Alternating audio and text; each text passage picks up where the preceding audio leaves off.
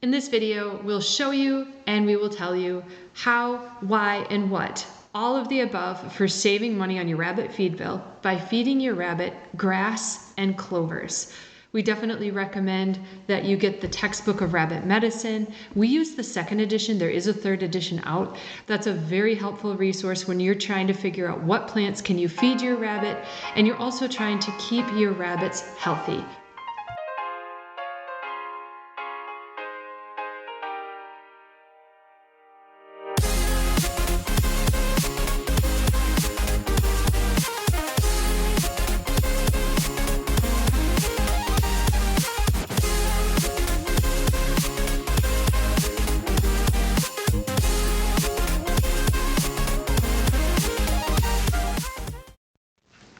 When we're feeding our rabbits grasses and clovers, there's a couple things we want to consider right away. First of all, where our rabbit is going to be put, or where the grasses and the clovers are going to be coming from.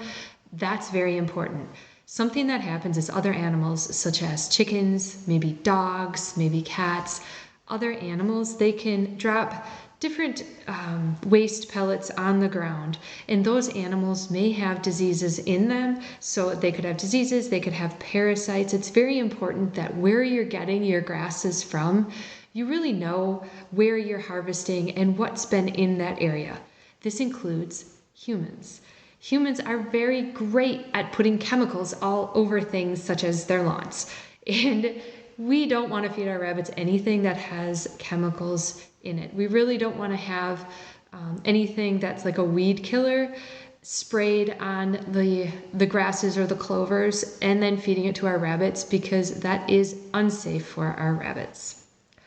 If you are looking at the actual plant itself, there's more that we need to think about. So it's not just, of course, what's been on the grass, like chemicals or other animals, but what's actually inside the grass or the clover.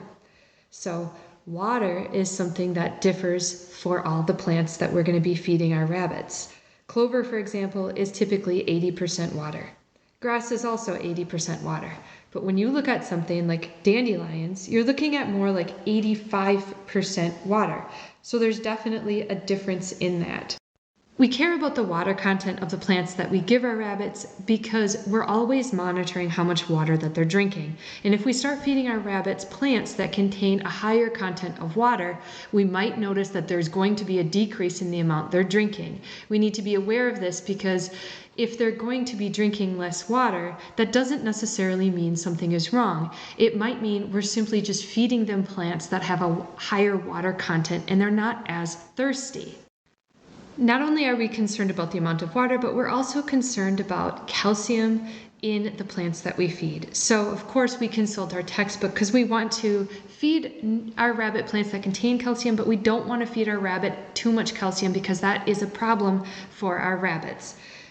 Clover and grass, if you feed a mix of it, you're right on track. So typically you're looking at, and this is coming from the textbook of rabbit medicine, for clover, of the dry matter, it's approximately 1.4% of the dry matter has calcium in it, and for grass, it's 0.5% of the dry matter. So you're really looking at a good situation when you're feeding your rabbit a nice mix of grass and clover. Calcium is what actually helps them regulate so much in their little bodies. I don't know all of it. That's why you need the textbook. However, I know it's helping those little teeth of theirs grow and it's helping their bones grow. Now, we definitely know that rabbits, they have teeth that they always keep growing, somewhere around 2 millimeters. That's exactly the amount that the teeth are growing, and that's per week. So rabbits, they definitely need calcium, but they also need the phosphorus that's found in the plants as well. And when you're thinking about it, you really want to have a resource that has the information accessible to you, because listen to all these numbers. We don't want to have to sit and memorize all these numbers of all the different plants. You can if you want to, but there's a lot of other complex things that are going on in life. We just want happy, healthy rabbits, and we don't want to have to spend a ton of money to get there. Really worth noting is the soil matters. So if you have a nice, rich, good, healthy soil, and that's where your grasses and your clovers are growing in, then you're going to have nice, healthy, rich grasses and clovers. But if you are harvesting your grasses and your clovers from a soil perhaps that isn't as rich, so maybe it's a bit sandy, or maybe it's even a bit rocky, those sort of soils, they might not grow the healthiest of grasses or the healthiest of clovers. So this is where it's definitely beneficial for rabbit droppings. If you use your rabbit droppings and you kind of just spread them out in the area that you're going to be harvesting, let that break down, and then harvest your grass, harvest your clover, you really have a good, healthy situation going on where everything comes full circle and keeps your rabbits healthy.